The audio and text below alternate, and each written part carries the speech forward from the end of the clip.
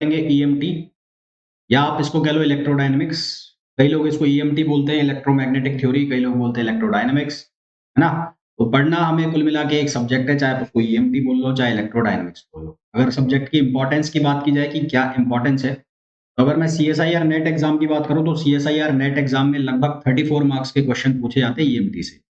34 marks से मेरा मतलब क्या हुआ कि सीएसआईआर नेट का जो सेगमेंट है, उसमें पार्ट बी और पार्ट सी जो है, पार्ट बी में जो नंबर ऑफ क्वेश्चंस, जो क्वेश्चन के मार्क्स होते हैं वो होते हैं 3.5 नंबर के, यानी कि 3.5। और अगर मैं बात करूं कि जो पेपर है कौन सा वाला, पार्ट सी जो है, पार्ट सी में जो नंबर ऑफ क्वेश्चंस होते हैं वो 20 होते हैं, और उसमें से हमारा सॉरी, पार्ट सी के अंदर जो मैक्सिमम मार्क्स होते हैं क्वेश्चंस के, या एक पर्टिकुलर क्वेश्चन का जो मार्क्स होते हैं वो होते हैं 5। तो ओवरऑल दोनों से मिलाकर लगभग 4 क्वेश्चन ही पूछे जाते हैं पार्ट बी में, और लगभग 4 क्वेश्चन ही पूछे जाते हैं पार्ट सी में। तो ओवरऑल ये बन जाता है 34 मार्क्स का, अगर मैं बात करूं नेट के एग्जाम में। और इसी तरह से अगर मैं बात करता हूं किसमें, गेट के एग्जाम में, तो गेट के एग्जाम में जो ईएमटी है या इलेक्ट्रोडायनेमिक्स है, वहां से लगभग आपको 12.5 नंबर के क्वेश्चन पूछे जाते हैं। मैं लिख भी देता हूं जिससे आपको क्लियर रहे। तो सबसे पहला तो ये जो इलेक्ट्रोडायनेमिक्स सब्जेक्ट हम पढ़ने वाले हैं, इलेक्ट्रोडायनेमिक्स बोल लो या ईएमटी बोल लो, ये 3 सेगमेंट में होगा। 3 सेगमेंट का मतलब, सबसे पहला जो हम पार्ट पढ़ेंगे दैट इज इलेक्ट्रोस्टैटिक्स। इलेक्ट्रोस्टैटिक्स। दूसरा जो पार्ट होगा वो होगा मैग्नेटोस्टैटिक्स। और तीसरा वाला जो पार्ट होगा वो होगा इलेक्ट्रोडायनेमिक्स। इलेक्ट्रोडायनेमिक्स, हालांकि इलेक्ट्रोडायनेमिक्स अलग सेक्शन होता है, फिर भी इसको बोला जाता है इलेक्ट्रोडायनेमिक्स। जो ये लास्ट वाला सेक्शन लिखा हुआ है, ये वाला इलेक्ट्रोडायनेमिक्स, ये सबसे ज्यादा इंपॉर्टेंट होता है। ये पूरे के पूरे इस पिक्चर के अंदर इलेक्ट्रोडायनेमिक्स सबसे ज्यादा मोस्ट इंपॉर्टेंट सेक्शन होता है। मोस्ट इंपॉर्टेंट सेक्शन जो होता है वो होता है इलेक्ट्रोडायनेमिक्स। ठीक है। तो अगर मैं बात करूं इंपॉर्टेंस की, तो नेट के एग्जाम में सीएसआईआर नेट का जो एग्जाम होता है, सीएसआईआर नेट का एग्जाम, तो सीएसआईआर नेट के एग्जाम में आपके जो 3.5 मार्क्स वाले क्वेश्चन होते हैं वो लगभग 4 पूछे जाते हैं। जरूरी नहीं हमेशा 4 ही पूछे जाए, लगभग 4 पूछे जाते हैं, और ये बन जाते हैं 14 मार्क्स। अगर मैं बात करूं पार्ट सी की, ये पार्ट बी है, और पार्ट सी की अगर मैं बात करूं तो 5 मार्क्स के जो क्वेश्चन है वो पूछे जाते हैं 4। ये 5 है जो मार्क्स, तो लगभग 20 नंबर के हो गए, तो 34 मार्क्स के अराउंड आपके जो क्वेश्चंस हैं, 34 मार्क्स के क्वेश्चन वो पूछे जाते हैं सीएसआईआर नेट में ईएमटी के। ठीक है, किसके पूछे जाते हैं, ईएमटी के पूछे जाते हैं 34 मार्क्स के। वही अगर हम बात कर ले गेट एग्जाम की, तो गेट एग्जाम के अंदर, गेट फिजिक्स के अंदर जो नंबर ऑफ क्वेश्चंस पूछे जाते हैं या जो मैक्सिमम मार्क्स आते हैं ईएमटी के, तो ईएमटी पूछा जाता है आपसे 12.5 मार्क्स गेट के लिए। अब ओवरऑल हमें कितना इसमें टाइम देना है, ओवरऑल इस सब्जेक्ट में हम टाइम देंगे अराउंड 60 आवर्स, अराउंड 60 आवर्स, जिसमें हमें इलेक्ट्रोस्टैट्स के अंदर जो टाइम लगेगा वो लगेगा 20 आवर्स, अप्रोक्सीमेटली 18 टू 20 आवर्स, 18 से 20 घंटे यहाँ लगेंगे हमें। मैग्नेटोस्टैटिक्स के अंदर लगेंगे करीबन हमारे 20 आवर्स, और यहाँ हमारे लगेंगे करीबन 20 टू 25 आवर्स। तो ओवरऑल ये जो सब्जेक्ट है वो चला जाएगा 65 आवर्स। ठीक है, किसमें चला जाएगा, 65 आवर्स में। बात कर ली जाए बुक्स की, अगर आपको बुक्स पढ़नी है कि हाँ साहब हमें तो बुक्स पढ़नी है, बुक्स भी पढ़नी है हमें, बहुत बढ़िया प्रिपरेशन करनी है, हमारे पास बहुत टाइम है। बुक्स में बता देता हूँ, लो ना लो वो तुम्हारी इच्छा है। सबसे पहले एक बुक जो, अगर आप लोगों ने एमएससी वगैरह की है तो आप सभी को पता भी होगा, मैं मतलब उसको मैं पहली बार नहीं बता रहा हूँ। ग्रिफिथ की बुक आती है, ग्रिफिथ की बुक, है ना, एक बुक आती है ग्रिफिथ की, डीजे ग्रिफिथ करके बुक आती है।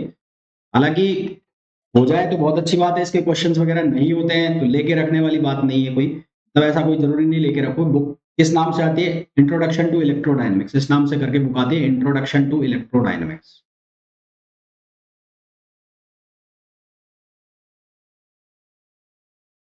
इंट्रोडक्शन टू इलेक्ट्रोडायनेमिक्स करके एक बुक आती है। फिर उसके अलावा यदि आपको क्वेश्चंस करने हैं, क्वेश्चन प्रैक्टिस करनी है, तो क्वेश्चन प्रैक्टिस करनी है तो एक बुक आती है साड़ीकू, एक बुक आती है साड़ीकू। तो वो साड़ीकू जो बुक है वो भी आप परचेज कर सकते हैं, आप चाहें तो वो ले सकते हैं। एक और बढ़िया बुक आती है जिसमें क्वेश्चन प्रैक्टिस के लिए ही, अगर आप वो प्रैक्टिस ही करनी है। आजकल जिस किताब से ज़्यादा क्वेश्चन पूछे जा रहे हैं वो आती है लिम सीरीज़ की बुक। लिम सीरीज़ की एक बुक आती है, Lim series of electromagnetism. Lim series of magnetism ये एक बुक आती है। फिर एक अपने इंडियन ऑथर में अगर जाएँ तो इंडियन ऑथर में बुक आती है चोपड़ा एंड अग्रवाल। चोपड़ा एंड अग्रवाल। ठीक है, तो ये बुक्स है, अगर आप बुक्स वगैरह लेना प्रेफ़र करते हैं कि आपको चाहिए कि मेरे को बुक्स लेनी है, तो ये बुक्स आती हैं। तो अब हम सबसे पहले जो सेक्शन स्टार्ट करेंगे आज से, वो हम करेंगे इलेक्ट्रोस्टैटिक्स। इलेक्ट्रोस्टैटिक्स हम लोग स्टार्ट करेंगे। मैं जैसा पढ़ाऊँगा उसके अकॉर्डिंग चलना। हो सकता है मैं कोई सेक्शन पहले ले रहा हूँ, आप कहेंगे कि साहब ये पहले क्यों लिया आपने? तो मेरे अकॉर्डिंग चलना, जैसा मैं बताऊँगा। आज की क्लास होगी, कल की क्लास होगी, कल की क्लास के बाद तुम्हें एक असाइनमेंट आएगा, उस असाइनमेंट के क्वेश्चन सॉल्व करना। ना, नहीं आए तो मुझसे पूछ लेना, उस असाइनमेंट के क्वेश्चन सॉल्व करते चलो। तो हर 2 क्लास के बाद एक आपको असाइनमेंट मिल जाएगा, उसके क्वेश्चन आपको सॉल्व करना है। और अभी जो आपका शेड्यूल रहेगा वो ये रहेगा कि आज से यानी कि 15 से और करीबन 5 मार्च तक तो आपका एक ही सब्जेक्ट चलेगा और उसके बाद फिर आपके 2 सब्जेक्ट का मतलब हो गया कि एक सब्जेक्ट तो आपका रेगुलर चलेगा ना, और एक लाइव में, और एक सब्जेक्ट चलेगा आपका अल्टरनेट। अल्टरनेट का मतलब 3 दिन उसकी क्लास चलेगी। समझ गए? चलिए भाई स्टार्ट करते हैं। तो इलेक्ट्रोस्टैटिक्स में मैं सबसे पहले स्टार्ट करूँगा गाउस लॉ वाले पार्ट से स्टार्ट करूँगा, जो electric field due to charge है और ये सब चीज़ें हैं, ये मैं इसके साथ ही डिस्कस करूँगा आगे जैसे-जैसे हम बढ़ेंगे। क्योंकि वो 12th वाला पार्ट होता है या ग्रेजुएशन वाला पार्ट होता है, तो मेरे समझ में वो तुम्हारे टच में होता है। पर फिर भी अपन उसको करेंगे, कब करेंगे? थोड़े 10-12 लेक्चर के बाद उसको कवर करेंगे। आज सबसे पहले हम स्टार्ट करने वाले हैं इलेक्ट्रोस्टैट्स से। तो इलेक्ट्रोस्टैट्स का मतलब क्या है कि इलेक्ट्रिक फील्ड कब जनरेट हो रहा है? जब जब चार्ज किसमें है? रेस्ट में। जब चार्ज रेस्ट में होता है तो उसकी वजह से जो फील्ड जनरेट होता है, उसको हम कहते हैं इलेक्ट्रोस्टैटिक फील्ड। ठीक है? तो field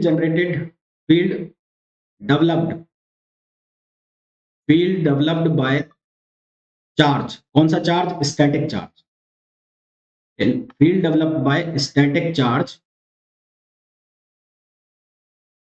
is known as electrostatic field. Is known as electrostatic field. उसको हम क्या नाम देते हैं? इलेक्ट्रोस्टैटिक फील्ड नाम देते हैं। कब? जब वो रेस्ट में हो। अगर वो मोशन में आ जाएगा तो फिर वो मैग्नेटोस्टैटिक्स के इलेक्ट्रोडायनामिक्स की कंडीशन बनती है। उसमें हम अभी नहीं जा रहे हैं, हम केवल इलेक्ट्रोस्टैट्स की बात कर रहे हैं। ठीक है? अब इलेक्ट्रोस्टैटिक्स जो है यानी कि जब रेस्ट में चल रही है कहानी, स्टैटिक वर्ड का जो है मतलब उसका होता है रेस्ट। तो उसकी कुछ प्रॉपर्टीज होती हैं। इलेक्ट्रोस्टैटिक जो फील्ड है उसकी कुछ प्रॉपर्टीज होती है। तो प्रॉपर्टीज क्या होती है? Properties of electrostatic field.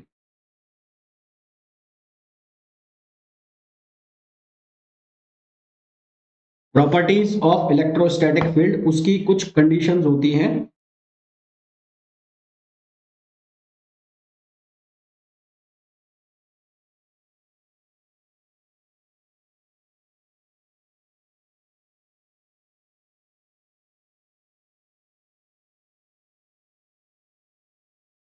एक मिनट रुकना।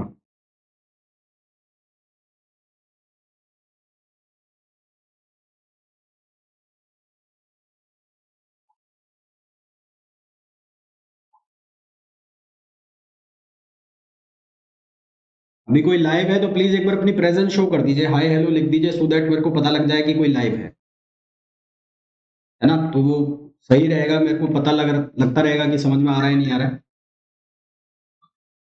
तो प्रॉपर्टीज ऑफ इलेक्ट्रोस्टैटिक फील्ड की प्रॉपर्टीज क्या होती है? सबसे पहली प्रॉपर्टी होती है कि electric field should be independent of time. एक इलेक्ट्रोस्टैटिक फील्ड जो है वो टाइम से इंडिपेंडेंट रहता है। जब हम इलेक्ट्रोडायनेमिक्स में जाएंगे, कहाँ जाएंगे? इलेक्ट्रोडायनेमिक्स में। इलेक्ट्रोडायनेमिक्स में जाएंगे, या आप कह लो कि जब हम ईएम वेव्स पढ़ेंगे तो वहां पे होता है इलेक्ट्रिक फील्ड टाइम पे डिपेंड करता है। जब इलेक्ट्रिक फील्ड टाइम पे डिपेंड करता है तो वो मैग्नेटिक फील्ड जनरेट करता है। इसी तरह से जब मैग्नेटिक फील्ड टाइम पे डिपेंड करता है तो वो इलेक्ट्रिक फील्ड जनरेट करता है। दोनों एक दूसरे के उल्टे चलते हैं। ये है इलेक्ट्रोस्टैटिक फील्ड। तो ये इलेक्ट्रोस्टैटिक फील्ड टाइम से क्या रहेगा? इंडिपेंडेंट रहेगा। तो electric field E should be independent of time. ये जो है वो टाइम पे से इंडिपेंडेंट होता है। ठीक है? पहला। दूसरा, इसका लाइन इंटीग्रेशन जब आप निकालेंगे, लाइन इंटीग्रेशन जब आप इसका निकालेंगे किसका, इलेक्ट्रोस्टैटिक फील्ड का, तो वो जीरो है। ठीक है, लाइन इंटीग्रेशन एक क्लोज कर्व में जब भी आप इसका लाइन इंटीग्रेशन निकालेंगे तो वो हमेशा क्या आएगा, जीरो आएगा।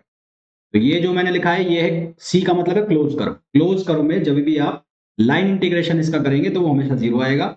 और इसकी तीसरी जो प्रॉपर्टी होती है कि curl of P equals to zero.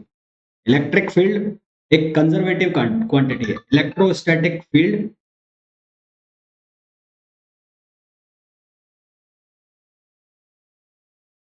जो है वो एक कंजर्वेटिव फील्ड होता है। तो कंजर्वेटिव फील्ड का कभी भी हम कर्ल करेंगे तो वो हमेशा क्या आता है, जीरो आता है।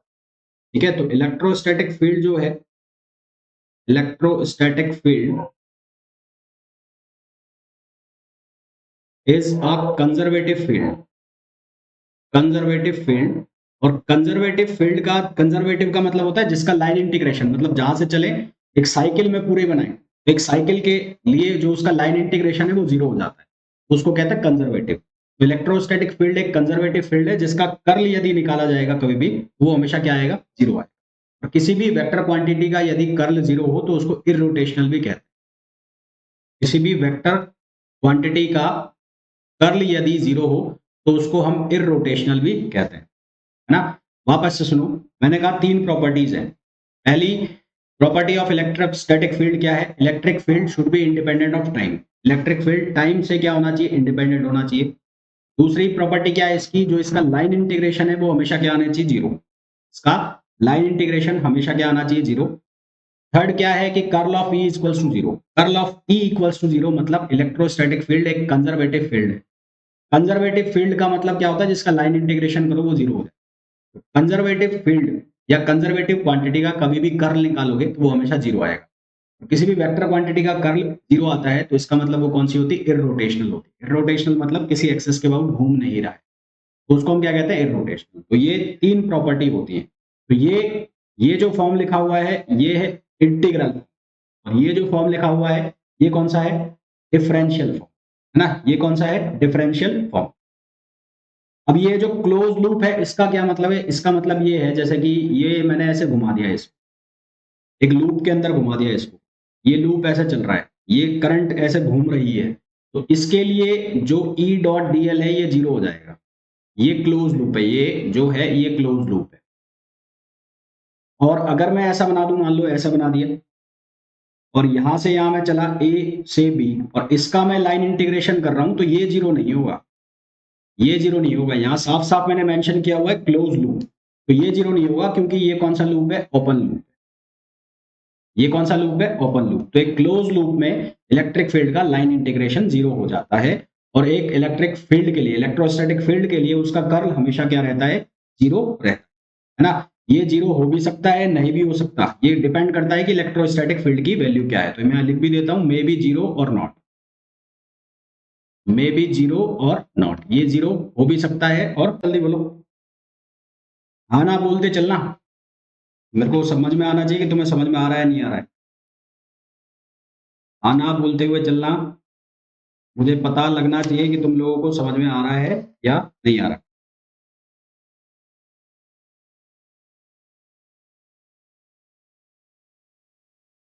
तो ये तो अभी तक हमने बात की कि इलेक्ट्रोस्टैटिक्स है क्या और प्रॉपर्टीज क्या होती है इलेक्ट्रोस्टैटिक फील्ड की। अब मैं बात करता हूं सोर्स ऑफ इलेक्ट्रोस्टैटिक फील्ड। ये आ कहां से रहा, source of electrostatic field. Source of electrostatic field. अब इलेक्ट्रोस्टैटिक फील्ड जो है उसका सोर्स क्या होता है, मतलब वो कैसे जनरेट हो रहा है। तो जैसा कि मैंने आपको शुरुआत में बताया, इलेक्ट्रोस्टैटिक, स्टैटिक का मतलब है रेस्ट। तो एक इलेक्ट्रोस्टैटिक फील्ड डेवलप होगा एक किसकी वजह से, चार्ज की वजह से। और ये जो चार्ज है वो कैसा चार्ज होना चाहिए, स्टैटिक चार्ज। तो एक इलेक्ट्रोस्टैटिक फील्ड के लिए उसका जो सोर्स होता है वो क्या होता है, स्टैटिक चार्ज। एक स्टैटिक चार्ज एक इलेक्ट्रोस्टैटिक फील्ड डेवलप करता है। तो सोर्स क्या होता है, एनी स्टेशनरी चार्ज। एनी का मतलब क्या है, वो पॉजिटिव भी हो सकता है और वो नेगेटिव भी हो सकता है। Any stationary charge, any stationary charge is the source of electrostatic field. Any static charge या any stationary charge is the source of electrostatic field. Stationary का मतलब है रेस्ट, और चार्ज एनी का मतलब है कि वो पॉजिटिव भी हो सकता है, वो नेगेटिव। अगर मैं बात करूं पॉइंट चार्ज, अगर मैं बात करूं किसकी, पॉइंट चार्ज, पॉइंट चार्ज, ये एक पॉइंट चार्ज है। इस पॉइंट चार्ज की वजह से जो इलेक्ट्रिक फील्ड जनरेट होता है या इससे जो इलेक्ट्रिक फील्ड लाइंस निकलती हैं, आप लोगों ने पढ़ा होगा, मैं आगे भी आपको बताऊंगा कि E इक्वल्स टू होता है k q upon r square. E equals to होता है k q upon r square, और E और डिस्टेंस में यदि रिलेशन देखा जाए तो यहां से बनता है E proportional to 1 upon r, E proportional to 1 upon r square. इसके लिए यदि ड्रॉ की जाए लाइंस, तो ये लाइंस कैसी आती है, रेडियली, रेडियली आउटवर्ड्स बाहर निकलती हैं। अगर ये पॉजिटिव चार्ज है, अगर ये पॉजिटिव चार्ज है, तो इसकी वजह से जो इलेक्ट्रिक फील्ड लाइंस जाएंगी वो ऐसे जाएंगी रेडियली आउटवर्ड्स, रेडियली आउटवर्ड्स। ये फील्ड लाइंस की आप एरो देख रहे हो, एरो ये बाहर की तरफ जा रही है, और ये एक स्पेरिकल वो बनाती है, स्पेरिकल। अगर इन सबको यहां से इस तरह से मिलाते जाओगे तो ये जो पाथ बन जाएगा, ये वाला पाथ, ये कैसा बन जाएगा, स्पेरिकल बन जाएगा। तो ये स्पेरिकल फॉर्म बना, ठीक है, और रेडियली आउटवर्ड्स बाहर निकलती हैं। तो अगर पॉजिटिव चार्ज होगा, if the charge is positive, तो ये है, ये जो है, ये है लाइंस, ये है फील्ड लाइंस। इनको क्या बोलते हैं, फील्ड लाइंस, फील्ड लाइंस। तो ये फील्ड लाइंस कैसे जाएंगी, हमेशा बाहर जाएंगी रेडियली आउटवर्ड्स अगर पॉजिटिव चार्ज है। तो अगर पॉजिटिव चार्ज है तो पॉजिटिव चार्ज के लिए फील्ड लाइंस, फील्ड लाइंस जो है वो क्या होगी, रेडियली आउटवर्ड, रेडियली आउटवर्ड। और अगर ये चार्ज नेगेटिव चार्ज है, अगर ये चार्ज नेगेटिव चार्ज है, यहां बना देता हूं, अगर ये नेगेटिव चार्ज है तो उस केस में ये जो फील्ड लाइंस हैं ये किधर आएंगी, अंदर की तरफ आएंगी। ये जो फील्ड लाइंस हैं ये बनाएंगी तभी भी स्पेयर ही, पर अब ये किधर आएंगी, ये आएंगी अंदर की तरफ, ठीक है। तो अब ये कैसे आएंगी, अंदर की तरफ। तो for negative charge, for negative charge, negative charge field lines are radially, radially inwards. ये रेडियली जो शब्द है ना, रेडियली, रेडियल का मतलब है परपेंडिकुलर, रेडियली जो वर्ड है उसका मतलब है परपेंडिकुलर। तो नेगेटिव चार्ज के लिए अंदर आएंगी, जबकि पॉजिटिव चार्ज के लिए किधर निकलेंगी, बाहर निकलेंगी। यहां तक क्लियर है।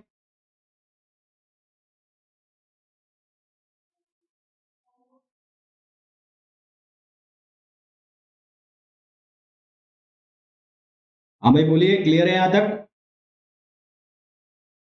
फिर आप लोगों ने एक शब्द सुना होगा, चार्ज डेंसिटी। एक वर्ड आप लोगों ने सुना होगा, चार्ज डेंसिटी। आप लोगों ने एक वर्ड सुना होगा, चार्ज डेंसिटी। चार्ज डेंसिटी क्या होता है कि चार्ज डेंसिटी का जो कॉन्सेप्ट है वो यूज किया जाता है इन the case of continuous charge, है ना। This concept, this concept of charge density, this concept of charge density is used, is used in the case of,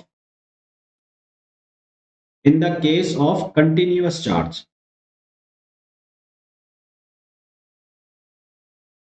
continuous charge क्या बोला है, कंटिन्यूअस चार्ज का मतलब है कि मान लो आपको कोई ऐसी बॉडी दी, ऐसी कोई बॉडी दी और उस पर आपको बोल दिया कि चार्ज फैला हुआ है, ये चार्ज फैला हुआ है, फैला हुआ है का मतलब डिस्ट्रीब्यूटेड है, चार्ज फैला पड़ा है, चार्ज,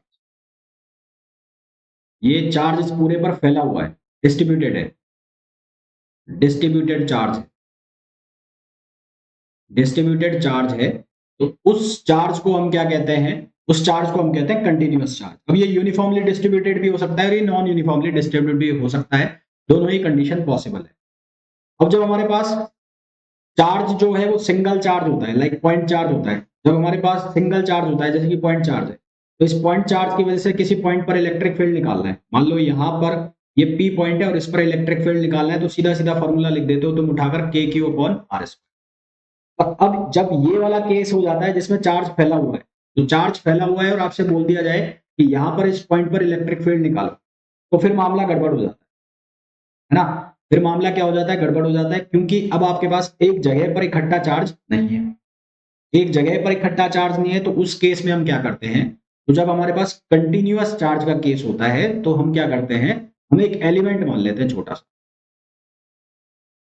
हम क्या मान लेते हैं, एक एलिमेंट मान लेते हैं, और उस एलिमेंट जो है उसकी कुछ भी हमने विड्थ मान ली, डिस्टेंस मान ली, कुछ भी मान ली। मान लो इसकी विड्थ है dx है, ये dx है, या इसका एरिया dA है, और हम मान लेते हैं कि ये जो छोटा सा एलिमेंट है इसका जो चार्ज है वो dq है। तो हम क्या करते हैं, इस छोटे से चार्ज की वजह से इलेक्ट्रिक फील्ड निकाल देते हैं, और ये डिस्टेंस मान ली मैंने r या x मान ली। तो इस छोटे से चार्ज की वजह से जो इलेक्ट्रिक फील्ड आएगा वो भी छोटा सा आएगा, मतलब एक स्मॉल सेगमेंट का आएगा। वो लिख दिया मैंने k dq, और ये डिस्टेंस अगर मैंने r लिखी हुई है तो r स्क्वायर, और मेरे को तो इस पूरी बॉडी का चाहिए। तो पूरी बॉडी का जब चाहिए तो उसके लिए हम क्या करते हैं, फिर इंटीग्रेशन लगा, उसके लिए हम क्या करते हैं, इंटीग्रेशन लगाते हैं। तो इंटीग्रेशन लगा दिया d, ये k बाहर आ गया, इसको लिखा मैंने dq अपॉन r स्क्वायर। ये पूरे का इंटीग्रेशन हो जाएगा तो ये बनेगा e k dq upon r square. तो ये हमारे पास इलेक्ट्रिक फील्ड की वैल्यू हो जाती है जब हम एक कंटिन्यूअस चार्ज बॉडी की वजह से इलेक्ट्रिक फील्ड निकालना चाहते हैं। अब हमारे पास यहाँ पर महाभारत ये हो जाती है, महाभारत ये हो जाती है कि हमें इस डी क्यू की वैल्यू फाइंड आउट करनी है। ये जो डी क्यू इंटीग्रेशन है इसकी वैल्यू फाइंड आउट हो जाती है तो हमारा काम हो जाता है। अगर इस इंटीग्रेशन डी क्यू की वैल्यू मैंने निकाल ली, इंटीग्रेशन ऑफ डी क्यू की अगर मैंने वैल्यू निकाल ली तो मेरा क्वेश्चन सॉल्व हो जाएगा। अब देखो, अब मेरे को एक छोटी सी चीज बताओ, मैं ये कहूँ आपसे, मैं आपसे ये कहूँ कि एक ये स्पेयर है, ये स्पेयर है, इसकी रेडियस है r, इसकी स्पेयर रेडियस है r, ठीक है, और इस पर चार्ज फैला हुआ है पूरे पर q। कितना चार्ज फैला हुआ है, q। अगर मैं कहूं कि इसका जो वॉल्यूम है वो कितना होगा, 4/3 पाई आर क्यूब, तो 4/3 पाई आर क्यूब के लिए चार्ज है q। 4/3 पाई आर क्यूब के लिए चार्ज की वैल्यू है q। तो वन वॉल्यूम के लिए चार्ज की वैल्यू कितनी होगी, q upon 4/3 pi r cube, q upon 4/3 pi r cube. और फिर मैं इसमें एक स्मॉल सेगमेंट मान लूं, ये स्मॉल सेगमेंट मान लिया मैंने, और इस स्मॉल सेगमेंट का एरिया मैं लिख दूं dv। इस स्मॉल सेगमेंट का एरिया क्या लिख दूं मैं, dv। तो dv के लिए जो चार्ज की वैल्यू होगी वो कितनी होगी, q upon 4/3 pi r cube into dv। क्या ये बात समझ में आ गई, और इसका चार्ज मैं मान लूं dq। क्या ये बात समझ में आ गई।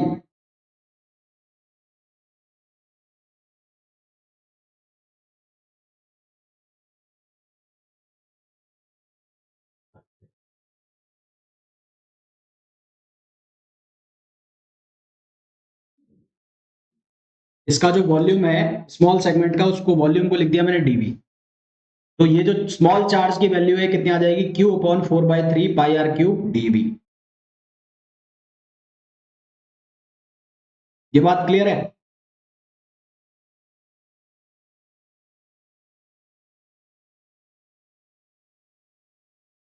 तो यहां पर जो एक क्वांटिटी लिखी हुई ना, ये क्वांटिटी, ये जो क्वांटिटी लिखी हुई ना, ये वाली, ये क्वांटिटी कहलाती है चार्ज डेंसिटी। ये जो क्वांटिटी लिखी हुई है इसको हम कहते हैं चार्ज डेंसिटी। अब चार्ज डेंसिटी जो है वो तीन तरह से डिफाइन की जाती है। क्लासिफिकेशन जो होते हैं चार्ज डेंसिटी के, classification of charge density, classification of charge density. एक डेंसिटी होती है linear charge density, linear charge density. Linear charge density को हम लिखते हैं लैम्डा से, लीनियर चार्ज डेंसिटी को हम लिखते हैं लैम्डा से, और लैम्डा की वैल्यू किसके बराबर होती है, क्यू अपॉन एल। क्यू का मतलब होता है टोटल चार्ज, टोटल चार्ज, और एल का मतलब होता है टोटल लेंथ। अगर वीडियो रुक गया हो तो कोई प्रॉब्लम नहीं है, आप इसको वीडियो, हाँ, ये है total charge upon total length, total charge upon total length. तो जैसे कि अगर मेरे को कोई रॉड दी है रॉड, अगर मेरे को कोई रॉड दी गई है रॉड, और इस रॉड का जो लेंथ है वो एल है, इस रॉड की लेंथ है एल, ठीक है, और इस पर जो चार्ज डिस्ट्रीब्यूटेड है वो, इस पर चार्ज डिस्ट्रीब्यूटेड है क्यू। या आपको ऐसा बोल दिया इसकी जो लीनियर चार्ज डेंसिटी है वो लैम्बडा है, लीनियर चार्ज डेंसिटी है लैम्बडा। आपसे बोल दिया कि इस रॉड की वजह से आप इलेक्ट्रिक फील्ड निकालो, find out the electric field due to this rod whose linear charge density is lambda and length is। तो हम क्या करेंगे, हम एक स्मॉल सेगमेंट मान लेंगे। हमने एक स्मॉल सेगमेंट मान लिया, ये हमने सेगमेंट कंसीडर कर लिया। इस सेगमेंट की हमने जो चार्ज है उसको मान लिया dq। क्या मान लिया, dq। और इस सेगमेंट की जो लेंथ है उस लेंथ को हमने मान लिया dx। क्या मान लिया, dx मान लिया। ठीक है, अब हमें निकालना है स्मॉल चार्ज dq। तो स्मॉल चार्ज dq कैसे निकालूंगा मैं, लैम्बडा, देखो लैम्बडा की जो वैल्यू है वो कैसे डिफाइन है, टोटल चार्ज अपॉन लेंथ, जो कि मैंने यहां लिखा। तो L लेंथ में यदि चार्ज है Q, L लेंथ में यदि चार्ज है Q, तो 1 लेंथ में कितना होगा Q अपॉन L, और dx लेंथ में चार्ज कितना होगा Q upon L into dx, Q upon L into dx। क्या बन जाएगा, ये बन जाएगा लैम्बडा इंटू dx। क्या बन जाएगा, लैम्बडा इंटू dx। और पूरा जो चार्ज है, पूरी रॉड के ऊपर चार्ज, उसकी वैल्यू कितनी आ जाएगी, lambda into dx, integration lambda into dx। फिर आपको क्या निकालना होता है, इलेक्ट्रिक फील्ड। तो जहां पर भी जिस भी पॉइंट पर आपको निकालना है electric field, k q upon r square लगाओ और फॉर्मूला निकालो। तो कुल मिला के मेरा कहने का यह मतलब है कि जब भी आपको लीनियर चार्ज डेंसिटी दी जाएगी, जब भी आपको लीनियर चार्ज डेंसिटी दी जाएगी, तो वो लीनियर चार्ज डेंसिटी लैम्बडा से अगर आपको टोटल चार्ज की वैल्यू निकालनी है, टोटल चार्ज की वैल्यू, तो वो टोटल चार्ज की वैल्यू क्या होगी, लैम्बडा इंटू dx। ये dx क्या होगा, लेंथ एलिमेंट होगा। ये dx क्या होगा, लेंथ एलिमेंट होगा। इसी तरह से आपके पास एक चार्ज डेंसिटी आएगी जिसको कहेंगे surface charge density. Surface charge density, surface charge density. ये सरफेस चार्ज डेंसिटी को आप डिफाइन करोगे सिग्मा से, और इसको लिखा जाएगा total charge, total charge upon surface area, total area, यानी कि Q ओवर A। और इसकी वजह से जब आपको चार्ज की वैल्यू निकालनी होगी, टोटल चार्ज की, तो कुल चार्ज की वैल्यू क्या होगी, integration sigma into D A, integration sigma into D A या integration sigma into D S. इसी तरह से आपके पास एक चार्ज डेंसिटी होगी volume charge density, volume charge density. Volume charge density को आप लिखोगे रो से, ये लिखा हुआ है रो। रो का मतलब होगा चार्ज, टोटल चार्ज, और per unit volume, charge per unit volume. इसकी वजह से अगर आपको कुल चार्ज की वैल्यू निकालनी है तो वो लिखी जाएगी रो डीवी, और कई जगह लिखा जाएगा रो डी टाउ। ये डी टाउ है, इसका मतलब होता है वॉल्यूम। ये जो डी टाउ लिखा हुआ है इसका मतलब है वॉल्यूम। एग्जाम्पल के लिए अगर मैं आपको बताऊं कि आपको बोला कि इलेक्ट्रिक फील्ड निकालो लीनियर चार्ज डेंसिटी की वजह से, तो लीनियर चार्ज डेंसिटी की वजह से जो इलेक्ट्रिक फील्ड आएगा वो क्या आएगा, के क्यू। तो क्यू की वैल्यू कितनी हो जाएगी, lambda into D x upon जो भी आपको डिस्टेंस दिए, मान लो आर स्क्वायर है तो यहाँ आर स्क्वायर। अगर आपको बोला जाए सरफेस चार्ज की वजह से इलेक्ट्रिक फील्ड निकालो तो वो कितना हो जाएगा, के, और चार्ज कितना हो गया, sigma into D A upon r square. अगर आपको बोला जाए वॉल्यूम चार्ज डेंसिटी की,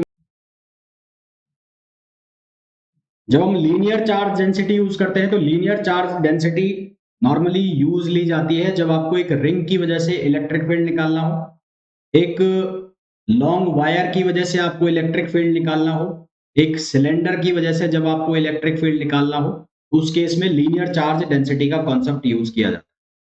तो उस केस में लीनियर चार्ज डेंसिटी का कॉन्सेप्ट यूज किया जाता है। मैं अगेन रिपीट कर रहा हूं, जब आपको रिंग के लिए, जब आपको लॉन्ग वायर के लिए, आपको सिलेंडर के लिए इलेक्ट्रिक फील्ड निकालना हो, तो उस केस में हम लीनियर चार्ज डेंसिटी का यूज करते हैं। जब हम बात करते हैं स्फेरिकल शेल की या सिलेंडर की, सॉलिड सिलेंडर की जब हम बात करते हैं, सॉलिड सिलेंडर, या जब हम बात करते हैं डिस्क की, इसकी डिस्क की, तो उस केस में सरफेस चार्ज डेंसिटी जो यूज होती है वो किसकी होती है, सरफेस चार्ज डेंसिटी यूज की जाती है। इसी तरह से जब हम बात करते हैं स्पेयर की, स्पेयर की और स्पेरिकल शेल, स्पेयर का मतलब है सॉलिड स्पेयर, और स्पेरिकल शेल का मतलब है होलो स्पेयर। इनकी जब हम बात करते हैं तो उस केस में वॉल्यूम चार्ज डेंसिटी यूज की जाती है। तीनों के अलग अलग यूज हैं। Linear charge density is used in the case of ring, long wire, cylinder. Surface charge density is used in the case of solid, cylinder, disc. और जो वॉल्यूम चार्ज डेंसिटी है उसको हम यूज करते हैं स्पेरिकल शेल, इनके cases में use करते हैं। क्लियर है यहां तक बात?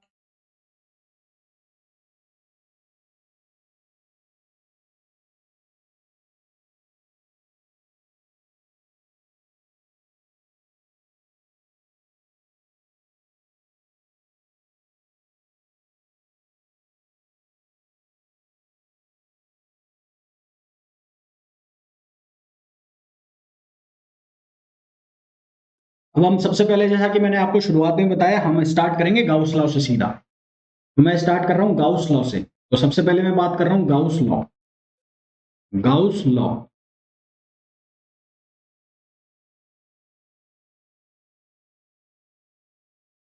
हाँ भाई, तो गाउस लॉ जो है, इस गाउस लॉ के अकॉर्डिंग क्या होता है? According to Gauss law, according to Gauss law, electric flux through any close surface, electric flux through any close surface is equals to q epsilon upon E, q in upon epsilon nought. According to, according to Gauss law, Gauss law, electric flux, electric flux through any close surface, any closed surface is equal to, is equal to q enclosed upon epsilon, q enclosed upon epsilon। अब यहां पर एक एक चीज को समझते हैं कि किस चीज का क्या मतलब।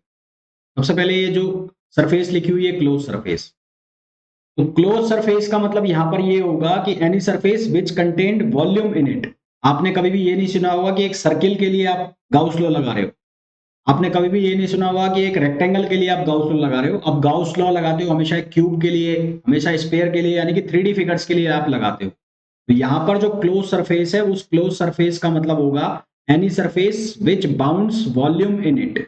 यहाँ पर जो क्लोज सरफेस है उसका ये मतलब होगा कि any surface which bound volume in it, any surface which bound volume in it, ऐसी सरफेस जिनके, जिसने अपने अंदर वॉल्यूम को बांध रखा हो, उसको हम कहते हैं क्लोज सरफेस। ठीक है, एग्जाम्पल के लिए, एग्जाम्पल के लिए हो गया स्पेयर, स्पेयर, एग्जाम्पल के लिए हो गया सिलेंडर, एग्जाम्पल के लिए हो गया कोन, शेल, ईटीसी, ये सारे हो गए क्लोज सरफेस।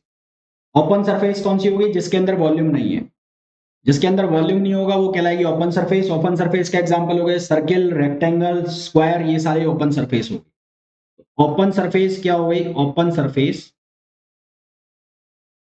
ओपन सरफेस हो गई surface which not bound volume, surface which not bound volume, which not bound volume, उसको हम क्या कहेंगे? Open surface. ओपन सरफेस के एग्जांपल हो गए हमारे पास सर्कल, सर्किल इसका एग्जांपल हो गया, इसके अलावा रेक्टेंगल इसका एग्जांपल हो गया, इसके अलावा स्क्वायर इसका एग्जांपल हो गया, और जो भी 2 डायमेंशनल फिगर है वो सारे इसके एग्जांपल हो जाते हैं जिसके अंदर वॉल्यूम नहीं होता है। ठीक है, अब यहां पर एक वर्ड लिखा है इलेक्ट्रिक फ्लक्स, एक वर्ड लिखा है इलेक्ट्रिक फ्लक्स। तो ये इलेक्ट्रिक फ्लक्स क्या बना है? इलेक्ट्रिक फ्लक्स जो लिखा हुआ है, इलेक्ट्रिक फ्लक्स को अगर हम डिफाइन करें तो फ्लक्स जो है वो होता क्या है? फ्लक्स, इलेक्ट्रिक फ्लक्स का मतलब होता है, या किसी भी क्वांटिटी के लिए, कोई भी वेक्टर क्वांटिटी के लिए डिफाइन किया जाता है फ्लक्स को। तो किसी भी वेक्टर क्वांटिटी के लिए अगर फ्लक्स को डिफाइन करना हो तो फ्लक्स होता है number of lines, number of field lines passing through a closed surface, number of field line passing through a closed surface is known as flux. तो अगर वो इलेक्ट्रिक फील्ड है तो उसको हम कह देंगे इलेक्ट्रिक फ्लक्स, अगर वो मैग्नेटिक फील्ड है तो उसको हम कह देंगे मैग्नेटिक फ्लक्स। तो मैं अगर इलेक्ट्रिक फ्लक्स की बात कर रहा हूं तो इलेक्ट्रिक फ्लक्स को हम कैसे डिफाइन करेंगे? Number of field lines, number of electric field lines, electric field line passing through a closed surface, passing through a closed surface is known as flux, is known as electric flux। तो electric flux को हम define करते हैं किससे, phi से। तो ये phi किसके बराबर होता है, close integration of E dot DS. E dot DS, यहां पर जो ये डीएस होता है, डीएस, इस डीएस को बोला जाता है एरिया वेक्टर। ये जो डीएस लिखा है ये एरिया वेक्टर है। एरिया वेक्टर का मतलब क्या हुआ साहब, इसकी भी डायरेक्शन होगी। एरिया वेक्टर का मतलब है इसकी भी डायरेक्शन होगी। इसकी डायरेक्शन कैसे ली जाती है, मान लो आपको ये एरिया दिया, ये एरिया दिया है, तो इसका एरिया वेक्टर क्या होगा, हमेशा इसके परपेंडिकुलर जाएगा। इसके परपेंडिकुलर लाइन जो होगी वो एरिया वेक्टर बनाएगी। मतलब अगर ऐसे कुछ लाइन आ रही है तो ये होगा डीएस वेक्टर, ये जो होगा वो डीएस वेक्टर होगा। ये पीछे भी जा सकती है ऐसे, वो डिपेंड करता है कि इलेक्ट्रिक फील्ड किस डायरेक्शन में चल रहा है। तो डीएस वेक्टर है ना, तो डीएस वेक्टर एक वेक्टर क्वांटिटी है जिसकी डायरेक्शन हमेशा जो सरफेस है उसके परपेंडिकुलर होती है। Always always perpendicular to surface, ये हमेशा सरफेस के परपेंडिकुलर होता है। यहां तक बात क्लियर है मेरी?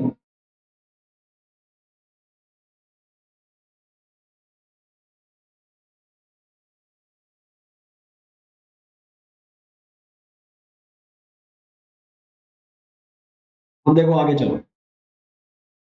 फिर यहां पर एक वर्ड लिखा हुआ है, यहां पर एक वर्ड लिखा हुआ था Q enclosed, Q enclosed upon epsilon. तो ये जो लिखा हुआ है ना क्यू एनक्लोज्ड, क्यू एनक्लोज्ड, इस क्यू एनक्लोज्ड का मतलब क्या है, एनक्लोज्ड चार्ज।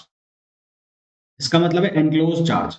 ये एनक्लोज्ड चार्ज क्या बोला है, हम एक सरफेस बनाएंगे जिसको कहेंगे गाउजियन सरफेस। हम एक इमेजिनरी सरफेस बनाएंगे जिसको हम कहेंगे गाउजियन सरफेस। जनरली ये जो इमेजिनरी सरफेस है, जनरली ये इमेजिनरी सरफेस कोइंसाइड करेगी जो रियल सरफेस है उसके साथ। नॉर्मली ये इमेजिनरी सरफेस, कहां पे मैसेज करना है, कौन सा मैसेज, मैसेज कौन सा,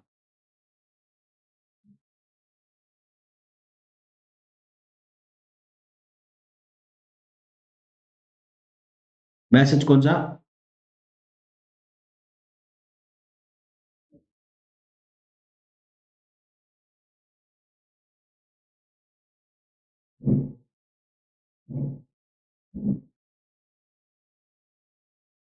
ये इमेजिनरी सरफेस हमेशा कोइंसाइड करेगी किसके साथ, क्लोज जो रियल सरफेस होगी उसके साथ। तो ये क्लियर, ये जो है नॉर्मली केसेस में ये कोइंसाइड करेगी, जो रियल सरफेस होगी, जो सरफेस बनी हुई है उसके साथ कोइंसाइड करेगी। तो जो चार्ज हमें लेना है वो इस सरफेस के अंदर होना चाहिए। ये जो भी सरफेस बनी हुई है इसके अंदर चार्ज होना चाहिए। मान लो इसके अंदर तीन चार चार्ज हैं, एक लिखा है प्लस Q1, एक लिखा है प्लस Q2, प्लस एक लिखा है प्लस Q3, और दो तीन चार्ज बाहर हैं, मान लो माइनस Q4 और प्लस Q5 बाहर लिखा है। तो Q एनक्लोज्ड का मतलब होगा, Q एनक्लोज्ड का मतलब होगा Q1 plus Q2 plus Q3, sign के साथ।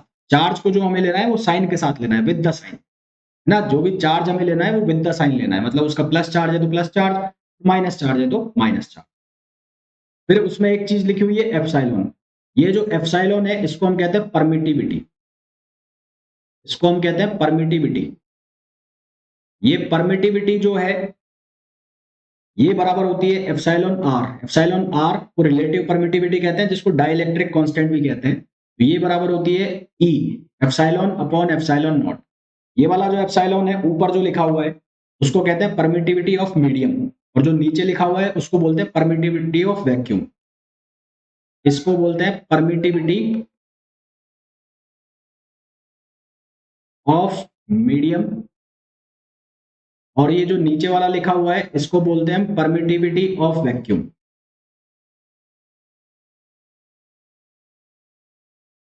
वैक्यूम। अब ये क्वेश्चन के ऊपर डिपेंड करता है कि आपको क्वेश्चन में क्या दिया है।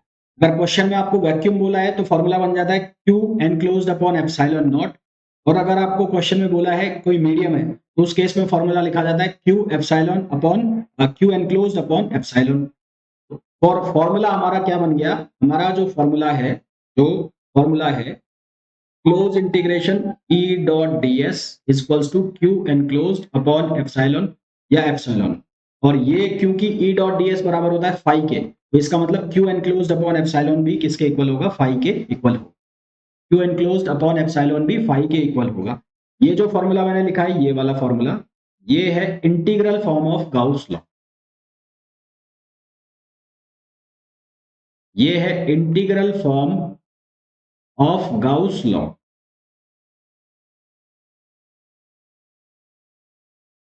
इसको बोला जाता है integral form of Gauss law, और वैक्यूम के केस में यहां पर लग जाता है एप्सिलॉन नॉट। ये किसके केस में हो गया? वैक्यूम के केस में हो गया। ठीक।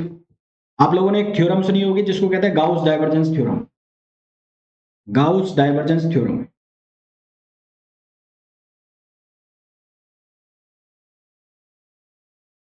Gauss divergence theorem. Gauss divergence theorem जो है वो क्या होती है कि किसी वेक्टर क्वांटिटी का, मान लो कोई वेक्टर क्वांटिटी है ए, वेक्टर क्वांटिटी है ए, उस वेक्टर क्वांटिटी का सरफेस इंटीग्रेशन हुआ है, क्लोज सरफेस इंटीग्रेशन हो रखा है। उस क्लोज सरफेस इंटीग्रेशन को आप चेंज कर सकते हो किसमें? वॉल्यूम इंटीग्रेशन में। उसको आप कन्वर्ट कर सकते हो वॉल्यूम इंटीग्रेशन में। ये क्लोज सरफेस इंटीग्रेशन है, यहाँ एस लिख दिया मैंने। तो इसको आप लिख सकते हो डाइवर्जेंस ऑफ ए। यहाँ पर मैंने ए वेक्टर क्वांटिटी ले रखी है, तो इसको लिखूंगा मैं divergence of A into d v. D v का मतलब क्या है? वॉल्यूम। ये डीवी, डीवी का मतलब क्या है? वॉल्यूम। ठीक है। तो अब मैंने यहां पर लिया हुआ ए की जगह इलेक्ट्रिक फील्ड, तो इलेक्ट्रिक फील्ड को मैं लिख सकता हूं इलेक्ट्रिक फील्ड डॉट डीएस। इसको मैं चेंज कर दूंगा वॉल्यूम में, तो ये हो जाएगा डाइवर्जेंस ऑफ इलेक्ट्रिक फील्ड। ये हो जाएगा क्या? डाइवर्जेंस ऑफ इलेक्ट्रिक फील्ड और इनटू डीवी। ठीक।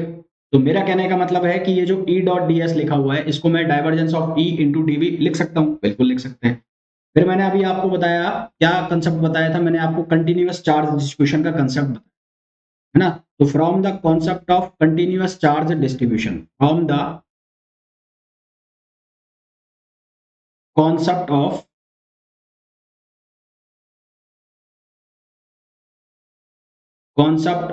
कंटिन्यूअस चार्ज डिस्ट्रीब्यूशन,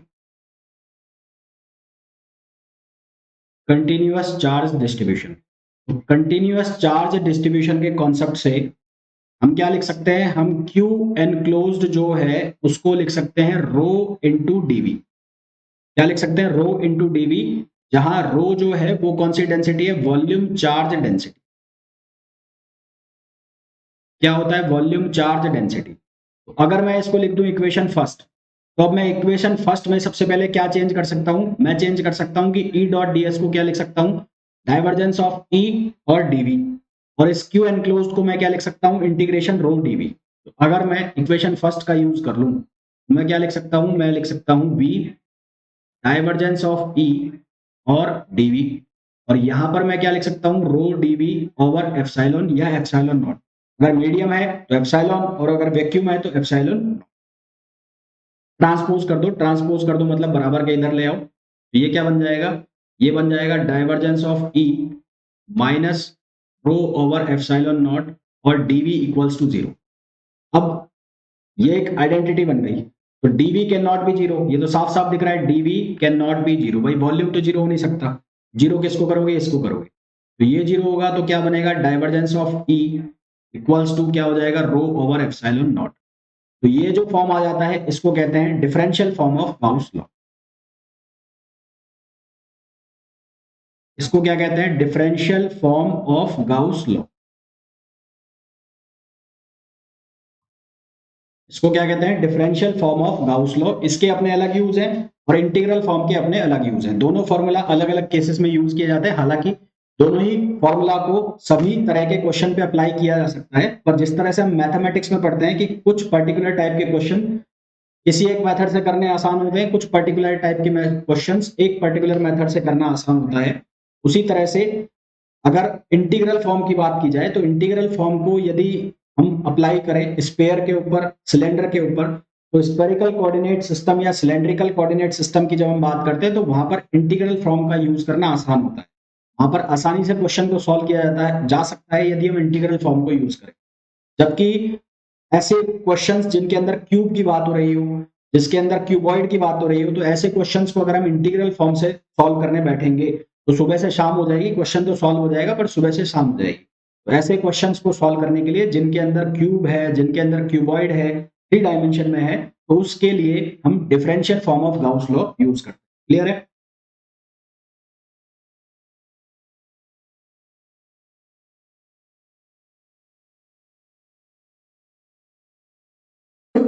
तो देखो भैया, अब करना क्या है हमें, आज की क्लास में तो हम इतना ही पढ़ेंगे क्योंकि इंट्रोडक्टरी क्लास थी, तो आज की क्लास में इतना ही पढ़ेंगे। अब कल का जो शेड्यूल रहेगा वो मैं बता देता हूँ तुम्हें, कल क्या रहेगा। कल की क्लास के अंदर हम क्वेश्चन सॉल्व करेंगे differential form of Gauss law.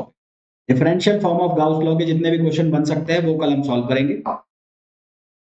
और integral form of Gauss law को सॉल्व करने के पहले हमें एक सिस्टम पढ़ना होगा जिसको कहते हैं स्फेरिकल कोऑर्डिनेट सिस्टम और cylindrical coordinate system.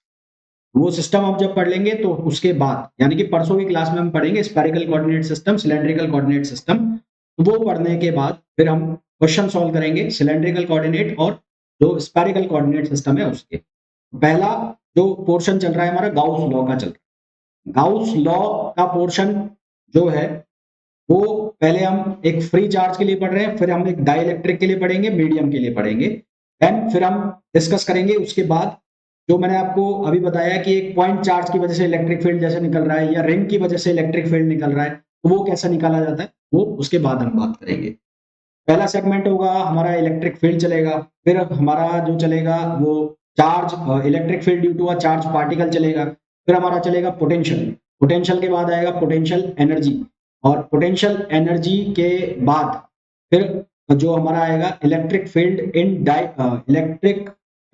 Dielectric medium. Dielectric medium के बाद आएगा हमारा image charge methods, boundary conditions, वो इलेक्ट्रोस्टैटिक्स के लास्ट पोर्शन होंगे। वो खत्म होगा तो फिर स्टार्ट होगा मैग्नेटोस्टैटिक्स। तो ये जो पूरा इलेक्ट्रोस्टैटिक्स वाला पोर्शन है ये लगभग तुम्हारा चलेगा 28 तारीख तक, या उसके ज्यादा 1-2 तारीख तक मान लो, तब तक तुम्हारा इलेक्ट्रोस्टैटिक्स चलेगा। तो आज की क्लास में तो मैंने बोला इतना ही हम पढ़ेंगे। कल की क्लास में हम पहले तो करेंगे क्वेश्चंस सारे के सारे जितने भी पॉसिबल हैं डिफरेंशियल फॉर्म के ऊपर। फिर मैं आपको एक एक असाइनमेंट प्रोवाइड कराऊंगा, वो असाइनमेंट के क्वेश्चन सॉल्व करके देखना, हो जाते हैं तो बहुत अच्छी बात है, नहीं होते तो फिर मैं वो करा दूंगा। और फिर उसके बाद हम पहले पढ़ेंगे spherical coordinate system, cylindrical coordinate system, and then उसके बाद हम बात करेंगे जो इंटीग्रल फॉर्म के क्वेश्चन है उसके ऊपर। क्लियर है यहाँ तक बात?